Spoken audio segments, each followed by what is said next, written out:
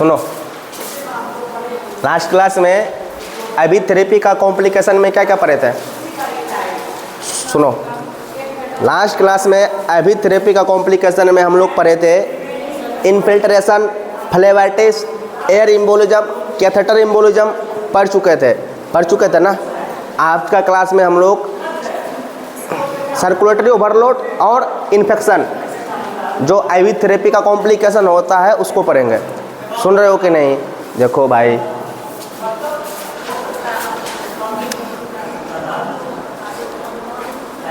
Intravenous therapy का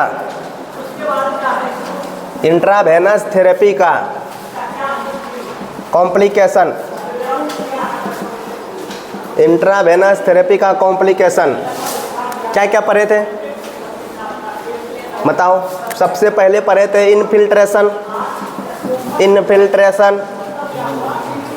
पढ़े थे, जिसमें फ्लूइड ब्लड वेसल्स का बाहर लीक होने लग जाता है। फिर पढ़े थे फ्लेबाइटिस, फ्लूइड स्पीड में इन्फ्यूज करने के वजह से या इरिटेटिव फ्लूइड इन्फ्यूज करने के वजह से वेन में इन्फ्लामेशन हो जाएगा, उसको क्या बोलते हैं? फ्लेबाइटिस। एक ऐसा इलेक्ट्रोलाइट्स का नाम बताओ जिसको हम बॉडी में इन्फ्यूज करते हैं, बॉडी में क्या करते हैं? इन्फ्यूज करते हैं, और वो इरिटेटिव होगा। हॉस्पिटल प्रैक्टिस जब करोगे ना, देखने को मिलेगा ना, आज नहीं तो कल उतरना ही पड़ेगा। हल्का सा तुम उसका स्पीड बढ़ा दो पोटेशियम का, हल्का सा, पेशेंट कंप्लेन करेगा कि लगता है कि वेन फाड़ रहा है, वेन फाड़ रहा है। क्या वो वेन से लीक हो रखा है क्या?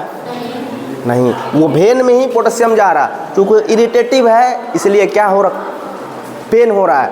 कंटिन्यूस ऐसे ही छोड़ देंगे तो क्या हो जाएगा? Phlebitis, infiltration, phlebitis. फिर सुनो, एयर एम्बोलिज्म, एयर एम्बोलिज्म। फिर क्या चले जाएगा? एयर चले जाएगा। कहाँ पर? वेन में। नुकसान होता है पेशेंट को, होगा ना? कितना ज़्यादा नुकसान होता है ये भी बात पढ़ के रखे हुए हैं। If air is more than 10 ml it can leads cardiac arrest. पढ़े है ना? अब सुनो, इन्फिल्ट्रेशन, फ्लेबाइटिस, एयर एम्बोलिज्म। फिर पढ़े थे क्या?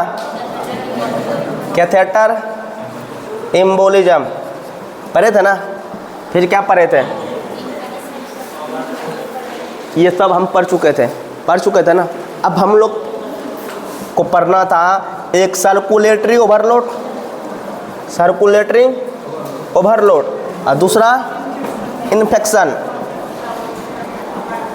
क्योंकि जिस साइट पर आईवी थेरेपी अप्लाई करेंगे वहाँ का वेन को पंक्चर करेंगे, वेन को ओपन करेंगे ना, तो मोर चांस है कि micro organism pathogen direct blood का कांटेक्ट में आके इन्फेक्शन करा दें, या अगर डायरेक्ट ब्लड का कांटेक्ट में ना आए, टिश्यू में इंटर कर जाए तो भी इन्फेक्शन कराएगा कि नहीं?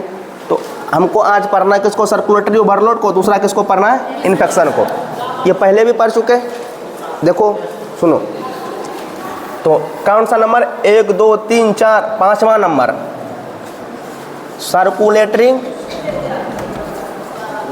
Circulatory overload. काउज इसका क्या होगा? सर्कुलेटरी ओवरलोड का काउज क्या होगा? एक्सेसिव आईवी फ्यूज इन्फ्यूजन करना, excessive intravenous fluid administration, excessive intravenous fluid administration को बोलेंगे सर्कुलेटरी ओवरलोड। उसी के वजह से होगा कि नहीं होगा? अब सुनो, तो इसको मिटा सकते हैं ना? मिटा सकता है ना?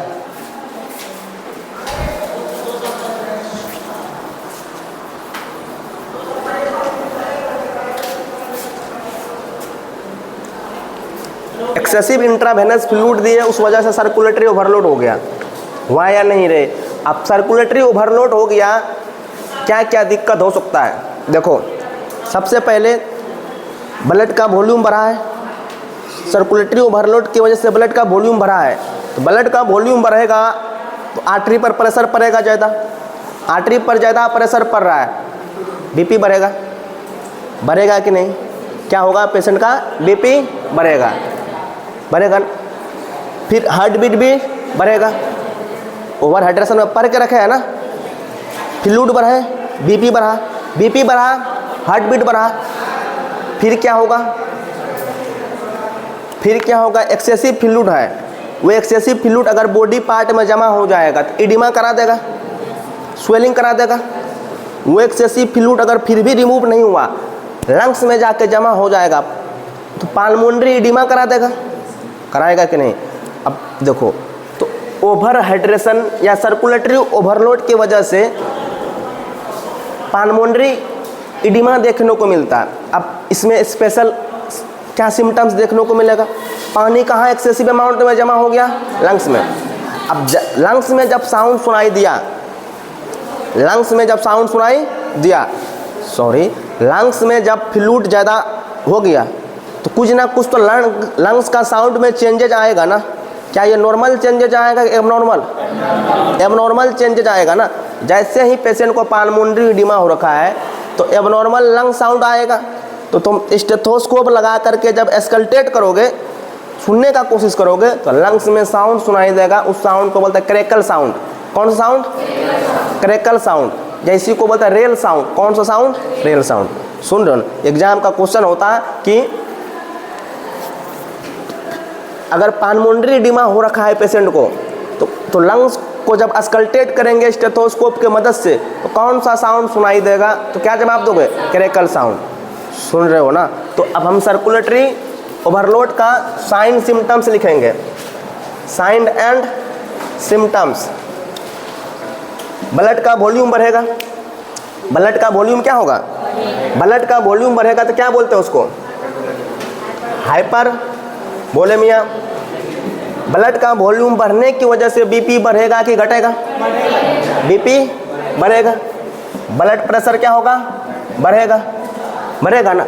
ब्लड प्रेशर बढ़ेगा, उस वजह से क्या होगा? हार्ट रेट भी क्या होगा? बढ़ेगा। हार्ट रेट भी क्या होगा? हार्ट रेट बढ़ा, बढ़ेगा ना। अब सुनो, रिस्पिरेशन रेट इस दौरान क्या होगा? रिस्पिरेशन रेट भी फास्ट होगा।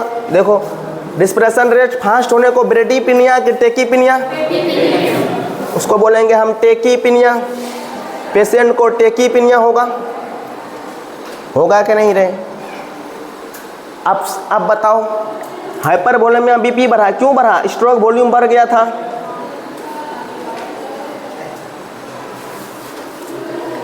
टेकीकार्डिया होने लग जाएगा पेशेंट को, हो गया ना। अगर ये फ्लूइड जाके बॉडी पार्ट में जमा हो जाए तो क्या बोलते हैं? इडिमा हो जाएगा। क्या होगा? इडिमा। अगर लंग्स में जमा हो गया तो क्या बोलेंगे? क्या बोलेंगे? पाल्मोनरी इडिमा। सुनो, तो अगर फ्लूइड ओवरलोड ज़्यादा हो गया तो उस कंडीशन को क्या बोलेंगे हम? एडिमा। लंग्स में ज़्यादा हो गया तो उस कंडीशन को क्या बोलेंगे? Pulmonary oedema. क्या बोलेंगे? Pulmonary oedema. Due to pulmonary oedema, lungs में कंजक्शन की वजह से, लंग्स में फ्लूइड ज़्यादा है, उस वजह से जब हम साउंड सुनेंगे लंग्स का तो कैसा साउंड सुनाई देगा? क्रैकल साउंड सुनाई देगा। तो पाल्मोनरी एडिमा की वजह से कौन सा साउंड सुनाई देगा? क्रैकल साउंड पेशेंट में हमको क्या होगा? सुनाई देगा। समझ रहे हो ना? तो ये क्या हो गया? साइन सिम्टम्स किसका? सर्कुलेटरी ओवरलोड का। ये मार्कर है रे, फुल मार्कर होना चाहिए। सब जवाब दे रहा। इसका ट्रीटमेंट के लिए क्या करेंगे हम? क्या करेंगे हम? ट्रीटमेंट करने के लिए किसका? सर्कुलेटरी ओवरलोड का ट्रीटमेंट करने के लिए हम क्या करेंगे? एक्सेसिव फ्लूइड को बॉडी से निकालेंगे कि लाएंगे? निकालेंगे। निकालने के लिए क्या देंगे हम? क्या देंगे हम? डायरोटिक्स। तो ट्रीटमेंट क्या करेंगे बताओ?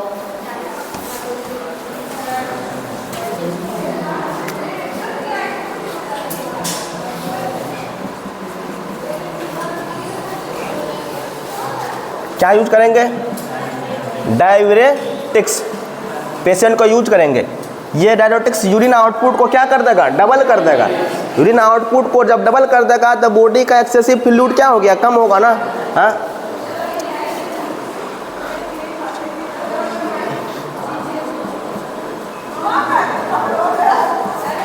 यह क्या क्रिएट करेगा, डबल यूरिन,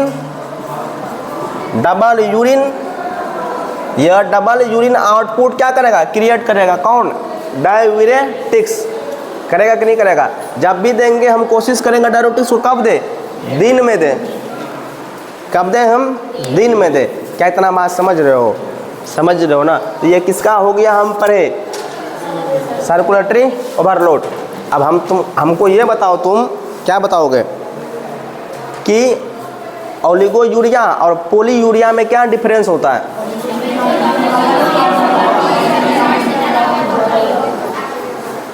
तो ओलिगो यूरिया किस कंडीशन में होगा, 30 ml से जब यूरिन आउटपुट कम होगा, उस पर घंटा अगर 30 ml से यूरिन आउटपुट कम होगा तो पेशेंट किससे सफ़र कर रहा है, ओलिगो यूरिया से। 60 ml से ज़्यादा हो गया तो बोलेंगे पोली यूरिया, बोलेंगे ना। कैसे करके देखे थे हम लोग, देखो ऐसे पहले पढ़े थे। यूरिन फॉर्मेशन जो होता है ना 0.5 ml से लेकर 1 ml पर मिनट होता है। जब 1 मिनट में यूरिन फॉर्मेशन आधा ml से लेकर 1 ml होगा तो 1 घंटा में कितना होगा, तो 30 ml से लेकर 60 ml पर आवर, ये 1 घंटा में यूरिन आउट फॉर्मेशन होगा ना। अगर लेस देन 30 ml होगा, यूरिन आउटपुट जब लेस देन कितना ml होगा, 30 ml। Urine output less than 30 ml, क्या बोलते हैं हम इसको, ओलिगो यूरिया बोलेंगे ना। लेकिन अगर हम डाययूरेटिक्स पेशेंट को दे दिए तो यूरिन आउटपुट को क्या कर देगा, डबल कर देगा। तो 60 ml 1 घंटा में ना बन के अब कितना बनेगा, 120 ml बनेगा ना। इस प्रकार एक्सेसिव फ्लूइड बॉडी से क्या हो जाएगा, कम हो जाएगा। होगा कि नहीं, है ना। सुनो आप आगे, इसको मिटाएं।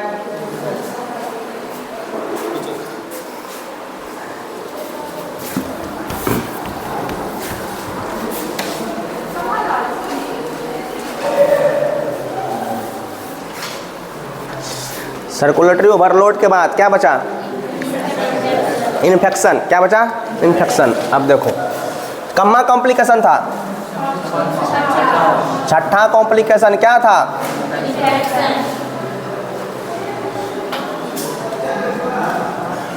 क्या था, इन्फेक्शन था ना। सुनो, ये हैंड हुआ, ये थंब हुआ, ये वाला साइड पर हम क्या अप्लाई किए थे, कैनोला अप्लाई किए थे ना। जब कैनोला अप्लाई किए तो ये वाला साइड पंक्चर हुआ ना, ओपन हुआ ना, तो माइक्रो ऑर्गेनिज्म का इंटर होने का चांस कम की ज़्यादा, इन्फेक्शन होने का चांस ज़्यादा।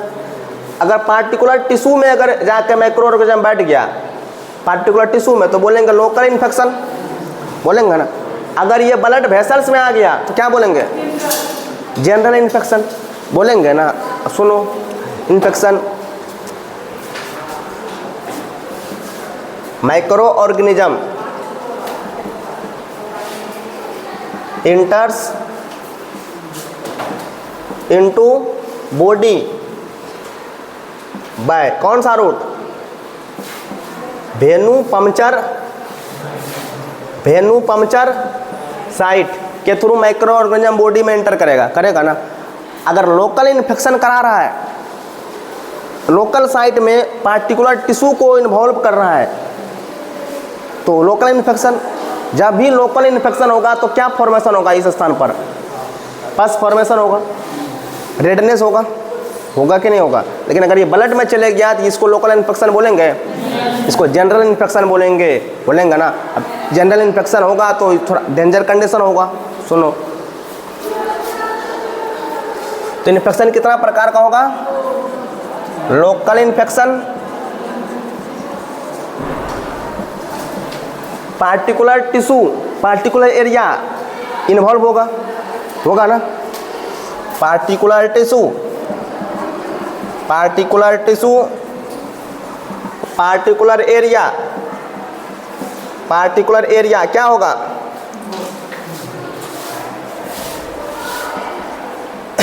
इन्वॉल्व होगा ना। इसका साइन सिम्टम्स क्या होगा बताओ? Sign and symptoms, pain, redness, किसका फॉर्मेशन हो जाएगा? पस का फॉर्मेशन हो जाएगा अगर टिश्यू इन्वॉल्व है तो। लेकिन अगर ये माइक्रो ऑर्गेनिज्म कहाँ इंटर कर गया? ब्लड वेसल्स में इंटर कर गया, तब ये लोकल इन्फेक्शन होगा क्या? ये इन्फेक्शन बॉडी में फैल जाएगा, समझ रहे हो? तो दूसरा कौन सा?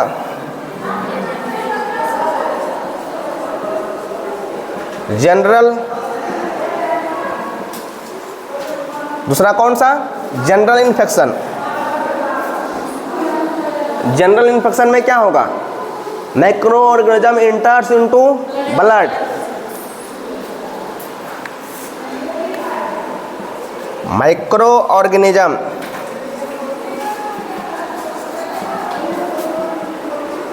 इंटर्स इनटू ब्लड, ब्लड में इंटर कर गया, करेगा कि नहीं?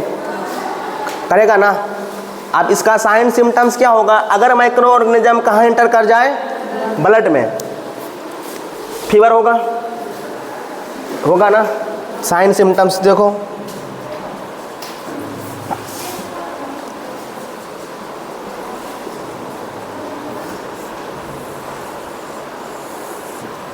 साइन एंड सिम्टम्स क्या क्या होगा देखो। सबसे पहले फीवर होगा, पूरे बॉडी में फैलेगा तो फीवर होगा ना, फीवर होगा। देखो पेशेंट किस कंडीशन में चले जाएगा? सेप्टिक शॉक में चले जाएगा। पेशेंट में सेप्टिसीमिया हो जाएगा, सेप्टिसीमिया। सेप्टिसीमिया को हम क्या बोलते हैं? ब्लड का इन्फेक्शन को क्या बोलते हैं हम? ब्लड इन्फेक्शन को क्या बोलते हैं हम? सेप्टिसीमिया बोलेंगे कि नहीं? ये सेप्टिसीमिया के वजह से पेशेंट को क्या देखने को मिलेगा? सेप्टिक शॉक देखने को मिलेगा। क्या देखने को मिलेगा? सेप्टिक शॉक देखने को मिलेगा। डेंजर कंडीशन होगा, पेशेंट का डेथ हो जाएगा, समझ लो ना। सेप्टिक शॉक बहुत डेंजर कंडीशन होता है, शॉक से नाम ही पता चलता है ना, खराब कंडीशन होगा। तो सेप्टिसीमिया ब्लड इन्फेक्शन को बोलेंगे। इसके वजह से जो शॉक होगा, इसके वजह से सेप्टिसीमिया की वजह से बीपी एकाएक गिर जाएगा, ब्लड वेसल एकाएक फैल जाएगा, तो बीपी एकाएक गिर जाएगा। जब बीपी किस कंडीशन में गिरेगा? जब ब्लड वेसल्स का प्रेशर कम हो जाए। जब बीपी गिर गया तो पार्टिकुलर ऑर्गन को सप्लाई हो पाएगा आसानी से? नहीं हो पाएगा। तो डेंजर कंडीशन है या नहीं? सेप्टिक सीमिया के वजह से पेशेंट को क्या हो जाएगा? पेशेंट को क्या हो जाएगा? Septic shock. और ट्रीट नहीं किया जाएगा तो पेशेंट का क्या हो जाएगा? डेथ हो जाएगा, समझ रहे हो? तो इसको उतारो, जल्दी उतारो। इन्फेक्शन जब भी जनरल में कन्वर्ट होगा तो फीवर होगा। ब्लड का इन्फेक्शन को सेप्टिसीमिया बोलेंगे। सेप्टिसीमिया की वजह से सेप्टिक शॉक हो जाएगा। सेप्टिक शॉक चाहे कोई भी प्रकार का शॉक हो, उसमें एक कॉमन चीज़ तुमको देखने को मिलेगा, बीपी क्या हो जाएगा? गिर जाएगा। बीपी क्या हो गया? बीपी गिर गया तो टिश्यू में और परफ्यूजन घट गया, कंटिन्यूस रहा तो ऑर्गन फेल और इंसान का डेथ हो जाएगा। पर हो गया कार्डियोवैस्कुलर सिस्टम में अलग अलग प्रकार का शॉक होता है। Cardiogenic shock, hypovolemic shock, distributive shock और ऑब्स्ट्रैक्टिक शॉक। लेकिन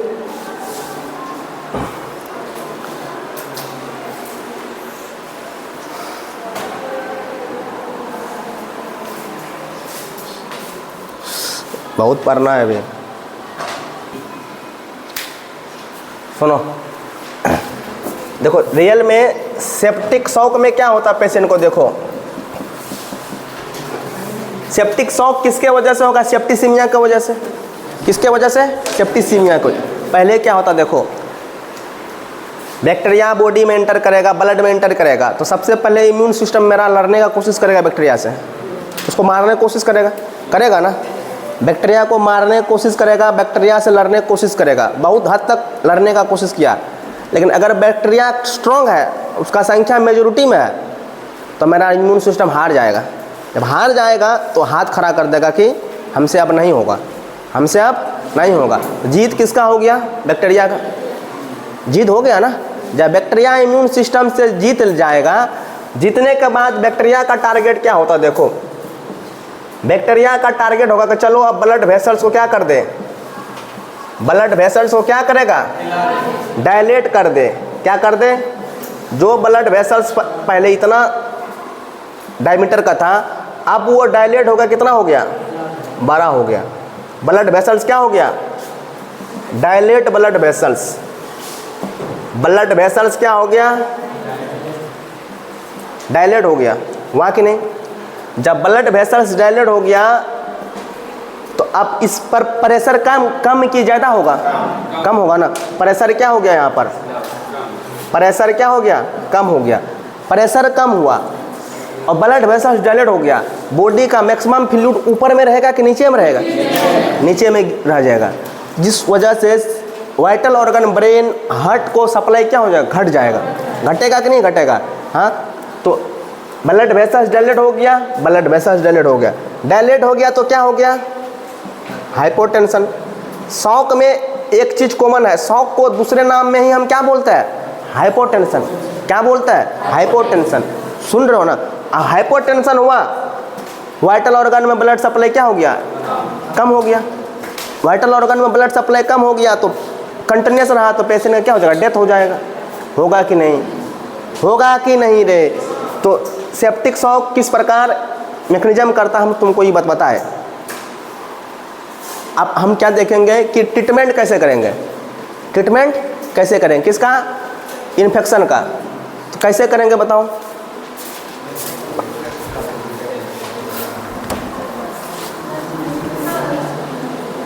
नहीं लिखा? कोई पूछेगा बताओ शॉक का दूसरा नाम क्या होता है? हाइपोटेंशन। एक शॉक का हम तुमको और उदाहरण देते हैं। एक शॉक होता है हाइपोवोलेमिक शॉक। कौन सा शॉक? Hypovolemic shock. जब हाइपो शॉक इसका भी नाम है, तो इसमें भी बीपी गिरेगा कि बढ़ेगा? बीपी क्या होगा? गिरेगा। क्या होगा? गिरेगा। तो कैसे गिरता दिखा रहे तुमको। हाइपोवोलेमिक में ब्लड का वॉल्यूम कम हो गया। किस वजह से कम हो गया? कहीं हेमरेज हो गया, एक्सेसिव ब्लड लॉस हो गया। जहाँ 5 लीटर ब्लड था, जहाँ पर इंसान का बॉडी में 5 लीटर ब्लड था, वहाँ घट के कितना ब्लड हो गया? 3 लीटर हो गया। घट के कितना लीटर हो गया? 2 लीटर ब्लड हो गया। कितना लीटर? 2 लीटर। जब 2 लीटर ब्लड हो गया तो प्रेशर यहाँ पर वही रहेगा क्या? प्रेशर गिरेगा ना। प्रेशर क्या हो गया? गिर जाएगा। प्रेशर क्या हो गया? गिर जाएगा। ब्लड वेसल्स का प्रेशर गिर गया तो वाइटल ऑर्गन में ब्लड सप्लाई जाएगा? नहीं जाएगा। प्रेशर गिरा मतलब हाइपोटेंशन हो गया। इस प्रकार का शॉक को क्या बोलेंगे? हाइपोवोलेमिक शॉक बोलेंगे ना। बोलेंगे ना। कुल मिलाकर हर एक शॉक में अल्टीमेट रीजन क्या होगा? बीपी का क्या हो जाना? गिर जाना, हाइपोटेंशन हो जाना। समझ रहे हो?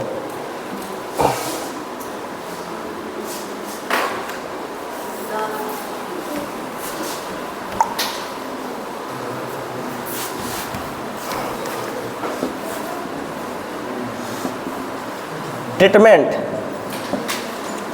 नॉर्मली जो इन्फेक्शन होगा ना, सेप्टिसीमिया, बैक्टीरिया की वजह से होगा। किसके वजह से होगा? बैक्टीरिया की वजह से। ट्रीटमेंट के रूप में हम क्या करेंगे? देखो क्या करेंगे बताओ। फर्स्ट मेरा प्रायोरिटी क्या होगा? देखो फर्स्ट प्रायोरिटी क्या होगा? यही प्रायोरिटी बेस पर हम लोग फंसते हैं एग्जाम में। फर्स्ट प्रायोरिटी क्या होगा? ब्लड सैंपल को कलेक्ट करेंगे, उसको इन्वेस्टिगेशन के लिए कहाँ भेजेंगे? लैब में। क्यों? ताकि माइक्रो ऑर्गेनिज्म का पता चल सके कौन सा बैक्टीरिया है। समझ रहे हो ना? नर्स का काम है कि सैंपल को ले करके लैब में भेज देना, ताकि पता कर सके कि कौन सा माइक्रो ऑर्गेनिज्म है। तब दूसरे बात हम डॉक्टर को क्या करेंगे? इन्फॉर्म करेंगे। दूसरे नंबर में डॉक्टर को इन्फॉर्म करेंगे। डॉक्टर आएगा, मैक्रो ऑर्गेनिज्म को आइडेंटिफाई करके एंटीबायोटिक लिखेगा, जो लिखेगा फिर तीसरा नंबर में हम क्या देंगे, एंटीबायोटिक एडमिनिस्ट्रेशन करेंगे। समझ रहे हो ना। Collect blood sample and send to कहाँ पर, सेंड टू लेबोरेटरी। क्यों, टू फाइंड आउट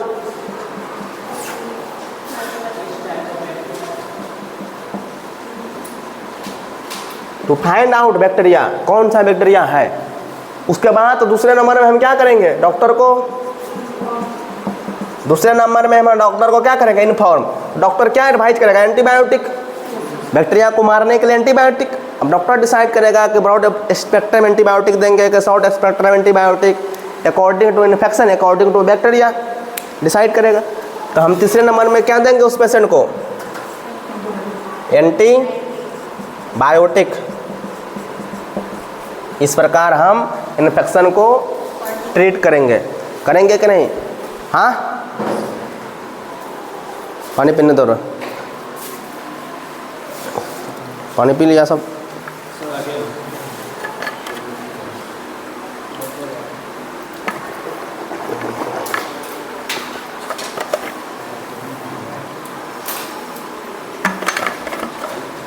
जल्दी उतारो।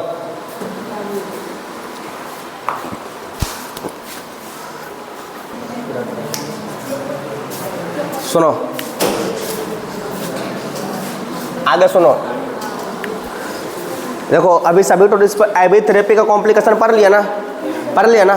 अब देखो आगे कुछ छोड़ना नहीं चाहते हम। देखो एक बात सुन लो, जो लैंग्वेज में भी हम लिखेंगे, क्वेश्चन पूछा जाएगा कि एक मोटा इंसान है और एक पतला इंसान है, तो दोनों इंसान में सबसे ज़्यादा फ्लूइड किसका बॉडी में होगा, तो तुम क्या जवाब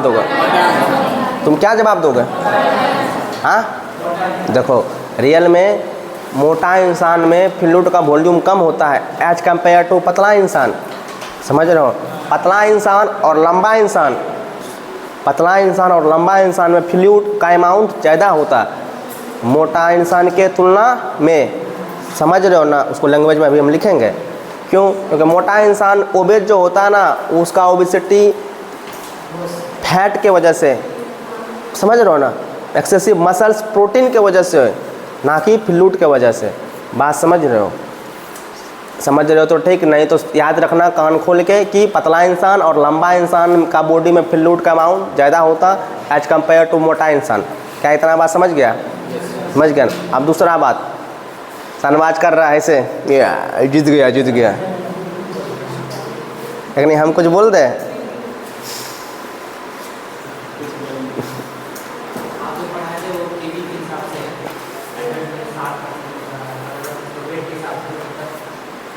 हाँ,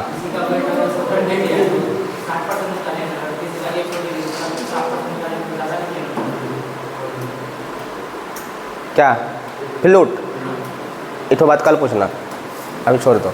लेकिन जितना हम लिखा है अभी एक्सप्लेन करेंगे, ख़राब हो जाएगा सब चीज़, उसका लॉजिक बताएंगे। सुन रहे हो ना। अब दूसरा सुनो, दूसरा क्वेश्चन हम पूछ रहे हैं तुमको कि बताओ किसी इंसान में फ्लूइड और इलेक्ट्रोलाइट का इम्बैलेंस होने का रीज़न। फ्लूइड और इलेक्ट्रोलाइट इम्बैलेंस हो रहा है, किस में ज़्यादा इम्बैलेंस होगा, बच्चा में और एडल्ट में। अगर फ्लूइड और इलेक्ट्रोलाइट इम्बैलेंस की बात है तो किस में ज़्यादा होगा, बच्चा में कि एडल्ट में। किस में, बच्चा में, क्योंकि किडनी उतना पावरफुल नहीं है। फिर पूछेगा एडल्ट में और ओल्ड एज पर्सन में, किस में फ्लूइड इलेक्ट्रोलाइट इम्बैलेंस होने का चांस ज़्यादा है, एडल्ट में कि ओल्ड एज में। हाँ, फ्लूइड और इलेक्ट्रोलाइट का इम्बैलेंस होने का चांस सबसे ज़्यादा ओल्ड एज पर्सन को होगा।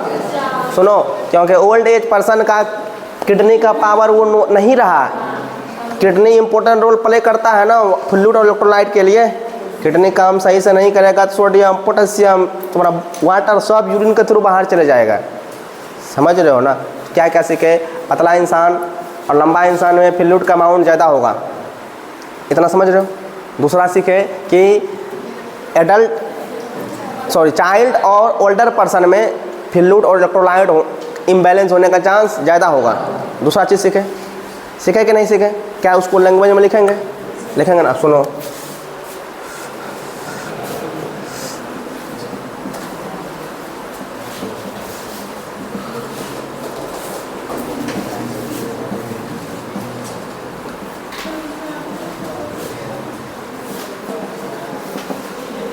Thin and tall person body have more fluid, सुन रहे हो, एज कंपेयर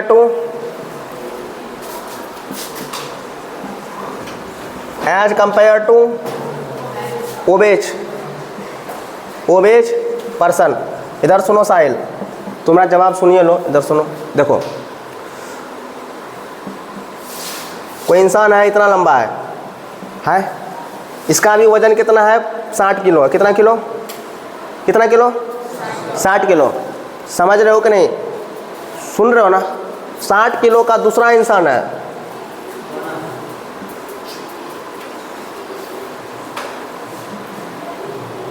समझ रहे हो ना? दोनों इंसान है, दोनों का इंसान का वजन कितना है? 60 किलो। 60 किलो। ये पतला कौन है, मोटा कौन है, बताओ? आप बताओ दोनों में फ्लूइड, किस में फ्लूइड का अमाउंट ज़्यादा होगा? हाँ, बराबर नहीं होगा, समझ रहे हो? इसमें क्या होगा? फ्लूइड का अमाउंट ज़्यादा होगा, समझ रहे हो ना? उतना ज़्यादा नहीं होगा कि बहुत ज़्यादा डिफरेंस होगा, लेकिन इससे ज़्यादा होगा। नहीं समझा?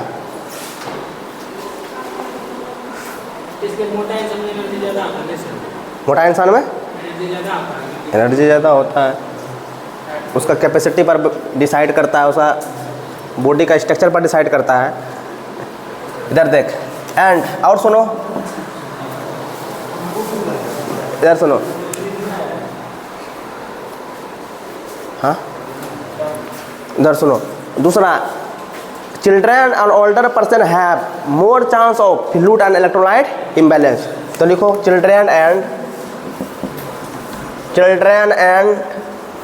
older person have more chance of fluid and electrolyte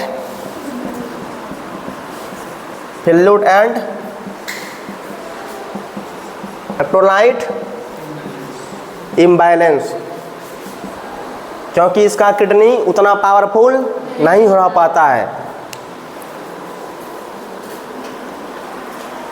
अरे कहने का मतलब साहिल ये हुआ, दोनों का वजन अगर 60 किलो है, पतला इंसान और मोटा इंसान, एक का बॉडी में अगर फ्लूइड का परसेंटेज 20 लीटर है पतला में, तो मोटा में थोड़ा 19.5 लीटर होगा। बस समझ रहे हो ना? उतना डिफरेंस नहीं होता, लेकिन ज़्यादा किस में होगा? पतला इंसान में। मिटा इसको, लिख लिया।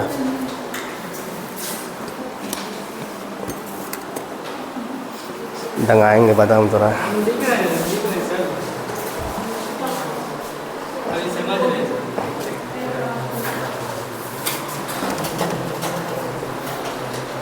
इधर सुन, आप सुनो, इधर सुनो। इंसान का बॉडी में 60% क्या होता? फ्लूइड होता। इंसान का बॉडी में 60% क्या होगा? फ्लूइड होगा। एक नॉर्मल इंसान का वेट को हम कितना मानते हैं? 70 kg मानते हैं ना? तो एडल्ट इंसान है, एडल्ट इंसान का वेट को कितना kg मानते हैं हम? 70 kg उसका वेट मानेंगे। इसका 60% क्या होगा? उसका बॉडी में फ्लूइड होगा, पानी होगा ना? तो इसका 60% कितना परसेंट? 60% क्या होगा? फ्लूइड होगा। तो अब निकालो काय किलो होगा? काय किलो? 70 kg का 60%, ऐसे करते ना, 70 इंटू 60% है ना, 60/100, 0 खत्म, 0 खत्म, 7 इंटू 6 42 लीटर, हुआ कि नहीं? हुआ ना? तो कितना लीटर होगा 60% फ्लूइड? 42 लीटर। क्या इतना बात समझ रहे हैं? अब 42 लीटर फ्लूइड 2 कंपार्टमेंट में डिवाइड होगा। कितना कंपार्टमेंट में? 2। देखो, जैसे ये हमारा टिश्यू हो गया, टिश्यू के अंदर ये सेल हो गया, और कहीं पर ब्लड वेसल्स भी है ना। दो कंपार्टमेंट में फ्लूइड डिवाइड होगा, एक सेल के अंदर इसको बोलेंगे इंट्रा सेलुलर स्पेस में, एक सेल के बाहर एक्स्ट्रा सेलुलर स्पेस में। एक्स्ट्रा सेलुलर स्पेस कहाँ क्या क्या हो सकता है, देखो सेल के अंदर के अलावा जितना भी होगा blood vessels extra cellular space में आएगा कि नहीं आएगा रे। ब्लड वेसल्स और टिश्यू के बीच में गैप जो होता है इंटरस्टिशियल स्पेस, वो भी एक्स्ट्रा सेलुलर स्पेस में आएगा ना। जितना भी बॉडी कैविटी हुआ ब्रेन के अंदर में, वर्टिब्रल कॉलम के अंदर में स्पाइनल कैविटी, ब्रेन के अंदर में वेंट्रिकल, बात समझ रहे हो ना। हार्ट में पेरिकार्डियल कैविटी में पेरिकार्डियल फ्लूइड, लंग्स में प्लूरल कैविटी में प्लूरल फ्लूइड, सब कैसा फ्लूइड होगा, एक्स्ट्रा सेलुलर फ्लूइड होगा कि नहीं होगा रे। सेल के अंदर जो होगा उसको बोलेंगे इंट्रा सेलुलर फ्लूइड, और सेल के बाहर जो होगा उसको क्या बोलेंगे, एक्स्ट्रा सेलुलर फ्लूइड। देखो तो ये दो कंपार्टमेंट में डिवाइड होगा, एक होगा एक्स्ट्रा सेलुलर फ्लूइड और दूसरा होगा एक होगा इंट्रा सेलुलर फ्लूइड, मतलब सेल के अंदर, और दूसरा क्या होगा सेल के extra cellular fluid, intra cellular space में प्रेजेंट होगा, समझ रहे हो ना, और एक्स्ट्रा सेलुलर स्पेस में। देखो इंट्रा सेलुलर स्पेस में कितना लीटर प्रेजेंट होगा, तो 28 लीटर। कितना लीटर बचा, कितना लीटर, 14 लीटर कहाँ प्रेजेंट होगा, एक्स्ट्रा सेलुलर स्पेस में कितना लीटर बचा होगा, 14 लीटर। क्या इतना बात समझ रहे हो ना। 28 लीटर को हम ये बोल सकते 2/3 बोल सकता है ना। इसको कितना बोल सकता है, 1/3 नहीं बोल सकता है। 14 को अगर हम एक माने 14, 28, 14 तिया 42, समझ रहे हो ना। तो 28 लीटर 1 2 3 3 भाग में क्या भाग हो गया, 2 भाग ना, 3 भाग में 2 भाग 28 लीटर, और 114 लीटर 3 भाग में कितना भाग हुआ, 1 भाग, इसलिए क्या लिखे 1/3 लिखे ना। अब सुनो अब ये एक्स्ट्रा सेलुलर फ्लूइड कई जगह पर प्रेजेंट होगा, कितना जगह पर प्रेजेंट होगा, 3। एक होगा सेल, एक होगा ब्लड वेसल्स के अंदर, एक ब्लड वेसल्स के अंदर, एक इंटरस्टिशियल स्पेस में, एक बॉडी कैविटी में होगा ना। अब क्या क्या देखेंगे, देखो एक होगा इंटरस्टिशियल स्पेस।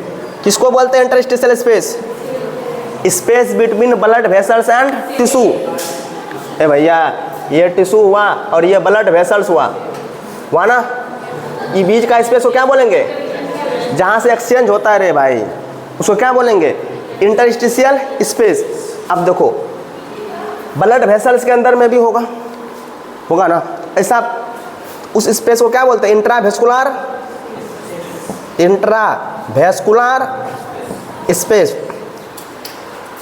थर्ड इसको क्या बोलेंगे, थर्ड स्पेस, और इसको दूसरे नाम में क्या बोलेंगे, बॉडी कैविटी में। तो सेल के बाहर फ्लूइड 3 जगह होगा, एक ब्लड वेसल्स और टिश्यू के बीच में इंटरस्टिशियल स्पेस में, एक ब्लड वेसल्स के अंदर, फिर एक थर्ड स्पेस में, समझ रहे हो। देखो इंटरस्टिशियल स्पेस में कितना लीटर होगा बताओ, 9 लीटर। यहाँ पर कितना लीटर, 3.75 लीटर, समझ रहे हो ना। और यहाँ कितना लीटर, 1.25 लीटर। जोड़ो सबको, देखो 9 3 12, वाह 9 3 12 1 13, 75 25 मिलकर 1 14, हुआ कि नहीं हुआ, 14 लीटर फ्लूइड। तो इंट्रावेस्कुलर स्पेस में कितना फ्लूइड होगा, 3.75 लीटर। तुम्हारा दिमाग क्वेश्चन नहीं पूछा कि ब्लड वेसल्स के अंदर में फ्लूइड ब्लड तो 5 लीटर होता है ना, लेकिन यहाँ इंट्रावेस्कुलर स्पेस में जो फ्लूइड लिखे 3.75 लीटर ही लिखे। क्यों, क्योंकि भैया ब्लड वेसल्स के अंदर में जो सेल आरबीसी डब्ल्यूबीसी प्लेटलेट्स जो सेल होगा, उस सेल के अंदर में जो फ्लूइड होगा वो फ्लूइड तो इसमें कंसिडर हो गया ना, इंट्रासेलुलर स्पेस में कंसिडर हो गया ना, होगा कि नहीं। तो बाकी जो बच गया उसी को हम क्या बोलेंगे, इंट्रावेस्कुलर स्पेस का फ्लूइड। बोलेंगे कि नहीं? तो इस प्रकार हमारा एडल्ट का बॉडी में, एडल्ट का नॉर्मल वेट हम 78 किलो मानते हैं, उसका 60% क्या पार्ट क्या होता है? फ्लूइड होता। कितना लीटर होगा? 42 लीटर। 42 लीटर फ्लूइड दो भाग में डिवाइड होगा, एक सेल के अंदर और सेल के बाहर। सेल के अंदर कितना होगा? 28 लीटर। सेल के बाहर कितना होगा? 14 लीटर। कितना कितना जगह डिवाइड होगा? 3, इंटरस्टिशियल स्पेस, इंट्रावेस्कुलर स्पेस और थर्ड स्पेस और बॉडी कैविटी। तो अब ये थर्ड स्पेस या बॉडी कैविटी का एग्जांपल बताओ तो। ब्रेन के अंदर है वेंट्रिकल, नहीं होगा, जहाँ पर CSF भरा होता। साइनोवियल कैविटी, जिसके अंदर साइनोवियल फ्लूइड भरा होता। साइनोवियल कैविटी, पेरिकार्डियल स्पेस में पेरिकार्डियल फ्लूइड, पेरिकार्डियल स्पेस, फिर प्लूरल स्पेस में क्या प्रेजेंट होगा? पिलर फ्लूइड होगा ना। तो ये सब कैसा फ्लूइड हो गया? बॉडी कैविटी में प्रेजेंट फ्लूइड। इसको उतारो।